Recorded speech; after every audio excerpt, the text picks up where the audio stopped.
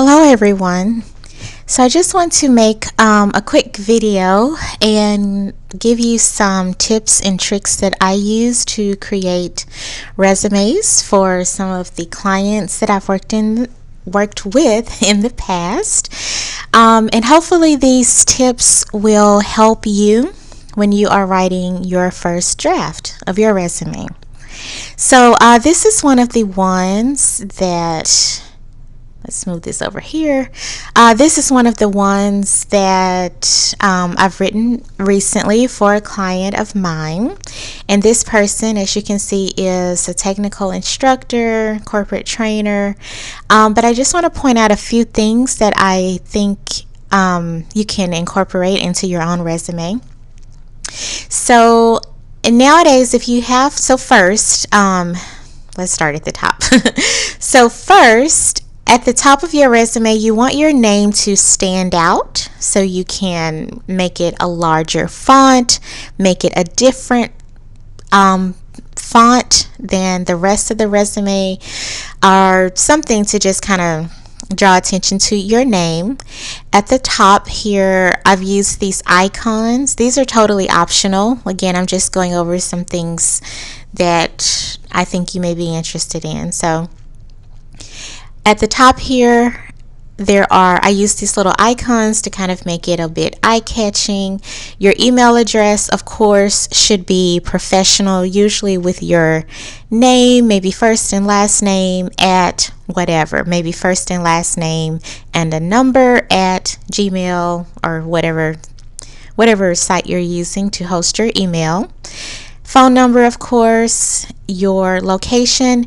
Nowadays, it's not totally required or expected to put your entire address. So you can just put your city, state, and zip code. If you have a LinkedIn profile, I definitely suggest that you put that on there, and also to keep your LinkedIn profile up to date. In this next section, there's a professional profile. You may also see this called a summary. Either way, doesn't matter. I highly recommend that you include some type of summary that kind of summarizes your experience, your work experience, your technical skills, whatever. You can look at some examples online of different resumes and see the different ways that this is accomplished. For this person, he is a technical trainer with oil and gas experience. So I included the names of some of the classes that he's taught, as you can see here. Included some of his communication skills, presentation skills, so forth, software. It's kind of like a snapshot of who you are and your experience. So highly recommend that you put that there.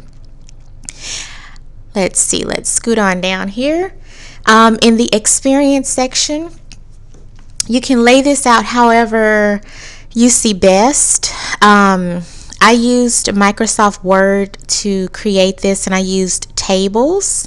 As you can see, you can kind of see the little lines, but when it's printed, the lines, of course, are not there, or when it's saved as a PDF. You can incorporate some color to kind of make your resume stand out a bit. That's usually pretty attractive. You don't have to use these colors. You can use whatever you like, or use colors that you like. Dark blue is popular. Shades of blue, but dark blue definitely with white text. You just want to make sure that the text is still pretty easy to read. So here, I want to quickly draw your attention to the use of metrics.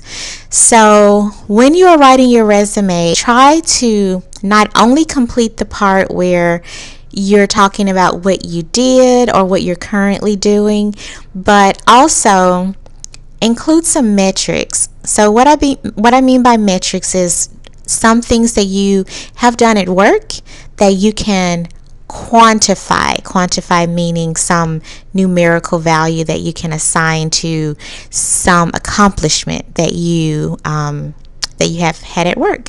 So for example, this gentleman, I mentioned the number of students he's taught, the different states. Kind of shows that he is flexible to move about and travel to different places for work if they needed him to do that. If you are in a position where you have created a new process, if you have improved processes at your job, if you have trained other people, if you have oh gosh, there's just so many. If you've saved your company money, that's a really big one. You definitely want to quantify those accomplishments in some way and put them here. If you are, still, if you haven't been out into the quote-unquote real workforce yet, but you have a part-time job that you're working right now, think of ways that you have, that you've contributed at work, and think of some numerical ways that you can express it. This gentleman just happens to be a little bit farther in his career, but it doesn't matter. Just think about it and try to come up with some ways to include some metrics. So even things like how many people he had trained, providing mentorship. You could, if you've trained people, you could definitely say, I've trained this many people or whatever. It doesn't matter. It's just the idea of trying to incorporate metrics. Like for example, here he talks about how his efforts help to save the company money. That's a really big one. So you can think about that. Let's scoot on down here. And yeah, okay. The other thing I want to point out before I end this video is make sure that each of your bullets start with a verb. The tense of the verb, whether it's present tense or past tense, depends on what you're talking about. So the first thing I would say is look at the date. So if it's your current job and it's something you're currently doing, then of course use present tense, a verb in present tense. If it's something that you did at your current job but it is over or it's been completed, then it's okay to use the past tense when describing your current job. But kind of a rule of thumb, if that's not the case, the rule of thumb is if it's your current job, you're going to use verbs in the present tense. And of course, if it is a past job that you are no longer working at, you will use all past tense verbs. Let's see, a note about the font. You can choose, there's a variety of fonts, but whatever font you use, it needs to be very easy to read. I can't remember what this one is. I think, let's see, can I go up here and tell you? I don't think so. Well, I think that this is maybe Arial. I don't remember, but your font needs to be large enough, so typically not less than 11-point font, whatever font you choose. So you choose Arial, you can choose Garamond, Arial Narrow also looks very nice if it's not too small, so you can make that choice. For your name at the top, you can choose something a little bit fancier and then kind of leave the rest as one font. You can play with using bold or italics if it's still easy to read.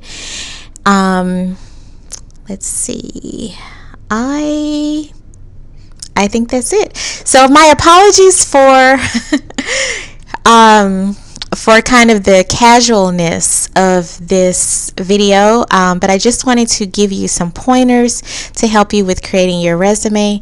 Of course, if you have any questions, please feel free to email me. If there's anything I can help you with or any questions that I can answer, please feel free to email me. Good luck. I look forward to reading all of your resumes. Take care.